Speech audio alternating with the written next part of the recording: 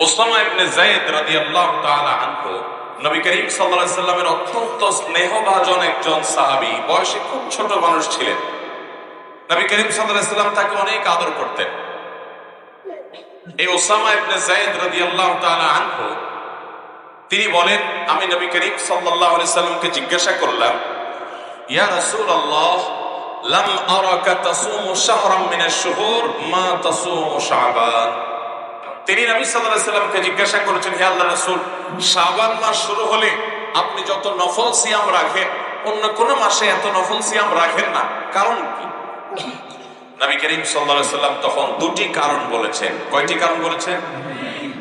Number 1, قال ذاك شهر يغفر الناس بين رجب ورمضان। তিনি বললেন যে আমি এই মাসে নফল রোজা বেশি রাখি, তার প্রথম কারণ হলো এই শাবান মাসের পরের মাসটা কোন মাস? রমাদান। আর শাবান মাসের আগের মাসটা কোনটা? রজব। তাহলে শাবান মাসের একদিকে আছে সম্মানিত 4 মাসের একটা রজব, আর শাবান মাসের শেষের দিকে আছে বছরের শ্রেষ্ঠ মাস রমাদান। তাহলে একদিকে রমজান মাস, আরেকদিকে রজব মাস। একটা হলো বছরের শ্রেষ্ঠ মাস, আরেকটা হলো সম্মানিত 4 মাসের এক মাস। তো রজব মাসের প্রতি মানুষ সম্মান প্রদর্শন করে, ইমানদাররা যেহেতু আল্লাহ সম্মান দিয়েছেন।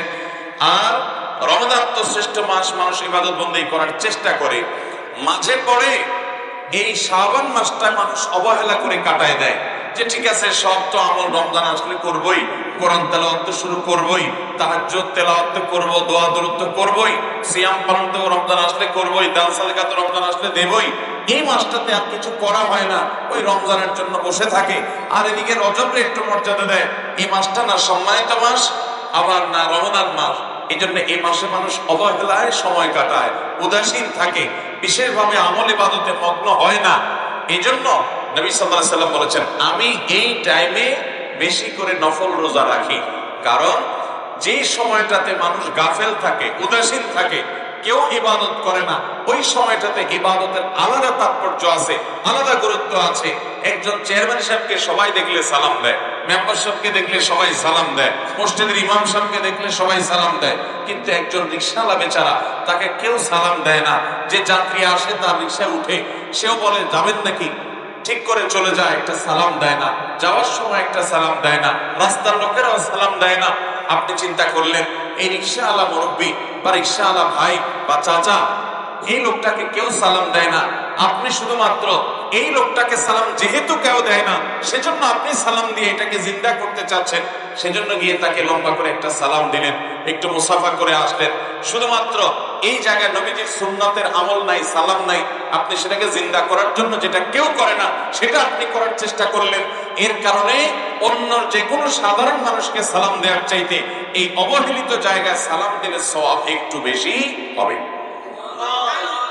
ভোর রাতে সবাই ঘুমিয়ে থাকে, সবাই অলস ভাবে সময় কাটায়। আল্লাহর যে বান্দারা এই টাইমে উঠে তাহাজ্জুদের নামাজে দাঁড়িয়ে যায়, চোখের পানি ফেলে আল্লাহর কাছে দোয়া করে, তার সে দোয়া, তার সে ইবাদত, তার সে রুনাজারি, তার যে কান্নাকাটি, তার সে ভালো কাজ, যেহেতু সবাই নাক টেনে ঘুমায়, অলস ভাবে ঘুমে থাকে, এই সময় সে ইবাদত করে। এই জন্য ওই সময়ের ঘুমটা আল্লাহ রাব্বুল আলামিনের কাছে, ওই সময়ের ইবাদতটা, নেকামলটা আল্লাহ রাব্বুল কাছে অন্য সময় যখন সবাই ইবাদত করে ওই টাইমের চাইতে সবাই অবহেলিত থাকে, ওই টাইমের ইবাদতের গুরুত্ব অনেক বেশি। এই জন্য নবী সাল্লাল্লাহু আলাইহি সাল্লাম শাবান মাসে বেশি বেশি নফল রোজা রাখতেন, কারণ এই মাসে মানুষ উদাসীন থাকে, ইবাদত বন্দেগী অনেকে করে না। এই জন্য তিনি বেশি করে নফল রোজা রাখতেন। এটা হলো একটা কারণ। নাম্বার 2, তিনি বলেছেন, ওয়া হুয়া শাহরুন তুরফাউ ফীহিল আমালু ইলা রাব্বিল আলামিন ফাউহিব্বু আন ইউরফাআ আমালি ওয়া আনা সাইম। নবীজি সাল্লাল্লাহু আলাইহি সাল্লাম বলেছেন, এই মাসে শাবান মাসের একটা বিশেষ তাৎপর্যের দিক হলো যে বান্দার সারা বছরের আমলনামা, সে কি ভালো কাজ করেছে, মন্দ কাজ করেছে,